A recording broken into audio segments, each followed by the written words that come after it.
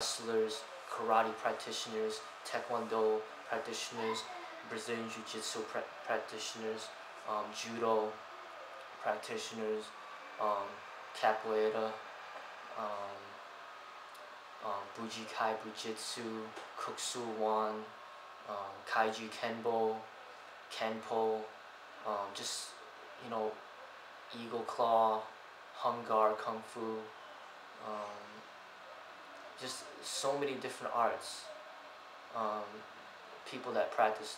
And I experimented with them, I sparred with them, I trained with them, I got different ideas from them. We all shared, you know, each other's ideas, and that's really what got me to start to break away from the traditional and kind of create something more of my own. Then I started to study heavily on the Bruce Lee's philosophies, started studying heavily on the Tao of Jeet Kune Do, read pretty much all his books, and then from there, I ended up being inspired to create my own art through all the training that I had in the Fighters United, in the Mixed Martial Arts Club. I ended up creating my own. And so those are all the pretty much the arts that I was exposed to, right? Oh yeah, and then when after college I ended up studying pressure point control tactics, defensive tactics. That's more for law enforcement, so I studied that as well. Alright, what martial arts have you not studied that you would like to study in the future? Alright, so pretty much being exposed to so many different martial arts, there's really, I really feel I have the foundation established. There's really, you know, there's only, even Bruce Lee said himself, there's only so many ways you could kick and punch. So there could be, you could go your whole life studying styles, because there's so many out there that you'll study all your life and you'll never create because you're so busy studying. So for me, I feel that I've done my due research and have gained enough experience in which I don't need to search for any other arts to study. Especially with Jeet Kune Do, it kind of lays the foundation of establishing to get you to understand that to pretty much break off and be free in which to create on your own, rather than constantly mimicking and following others, to kind of set your own inner self and express yourself and become an artist yourself. So once you come to that point and you become an artist, there's really no reason to keep going out there to search for other arts to study. I mean, it's not that I don't really search to learn, but I feel that my art is beyond just the techniques. The techniques is just it's just baby steps now. It's not even it's just way in the past. My art is transformed into something that goes way beyond techniques, things that are more practical to real life rather than just fighting techniques. And the fighting techniques, I feel that what I know is definitely practical and efficient for modern day combat, and anything more than that is just impractical, or just not really necessary.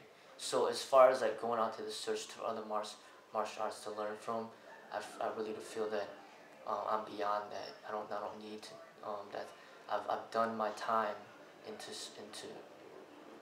training, you know, with in different martial arts and learning from different martial arts in which to create my own. That's what I did. So no, I'm not. There's no other martial arts that I'm really aiming to study. Jeet Kune Do basically is the one that, you know, makes you realize that less is more, and that goes along with the philosophy of the Tao. You will realize that eventually, say you got a room and you got a bunch of furniture in there that is full of furniture and there's not even any space left. There's got to become a time where you got to realize that you got to start moving stuff out of that room in order to make it a real room that you could live in and be comfortable in. And You see it in Zen, and the way that they arrange Zen architecture and home home decorations. It's very simple. All right, and if you want a nice looking room, it's not going to really look too nice if you have a bunch full of clutter. So that's that. There comes a point where you have to strip away from all that clutter in order to create something beautiful. And that's kind of how I see martial arts. There's so many different techniques and all this other stuff, but eventually when you learn all that stuff and you see it all, there's going to become a time where you're going to start stripping away and all the unnecessary in order to finally come about the beauty of the simplicity. And Bruce Lee always used the analogy of a sculpture. You might have like a block of clay, and then the sculptor is going to chip away at that clay in order to finally come about, a beautiful work of art. And that's what I see martial art to be. You might start learning a lot of stuff, but eventually you're going to learn to chip away in order to create something beautiful. Okay.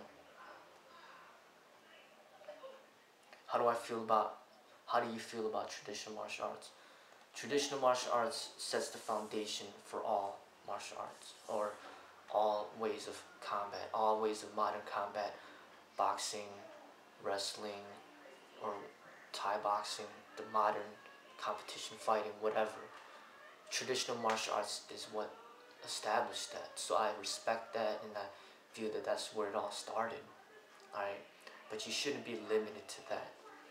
That's the problem that people have, is when they become limited to that and they fail to rise above the traditional, then their art will be very limited. Okay. So for example, back in the day when guns were first invented, they might have had the long rifle or the long shotgun, where they could only fire like a bullet every like 3 minutes, because they had to put the gunpowder in and shove the bullet in with a stick and then get the gun ready to fire. They can only, that's like traditional martial arts. That's where it's all started. And then like modern martial arts or modern ways of combat is kind of like the semi-automatic weapon, where you can just fire off like 16 rounds in like 2 seconds. That's modern. So my martial art is more modern. It's more advanced than just the traditional. But I realize that traditional is where it started, and it deserves its due respect, and to understand that, hey, this is the foundation of what everything started from. And I definitely do respect it, but I do see the inefficiencies of it. I do see ways of where it could be made more efficient, more practical, and more effective, more pretty much better for modern day. But then with the modern day, with the modern technology and the modern competition fighting and modern martial arts and all this stuff, there's a lot of problems with that as well, that people don't think about or they don't realize. So that's what I see with the traditional. I definitely do respect it. So. Alright, do you feel you have more freedom with the modern martial arts? So with the modern martial arts,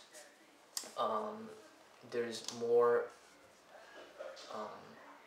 practicality, more of like a transformation from the traditional to something more modern and practical. Alright, and like I said, there's inefficiencies in the modern, meaning it becomes, I guess, if you don't handle it correctly, it could really cause more damage and be worse off than the traditional. Meaning, you give somebody like one of those traditional handguns or traditional rifles where they gotta load the gun and put powder in and shove the stick in there to shoot a bullet. You could give that to people and they won't really be able to